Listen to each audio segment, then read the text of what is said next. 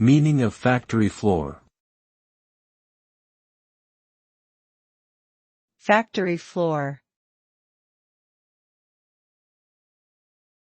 Factory floor. Factory floor. Factory floor. The term factory floor refers to the area within a manufacturing plant where the production of goods takes place.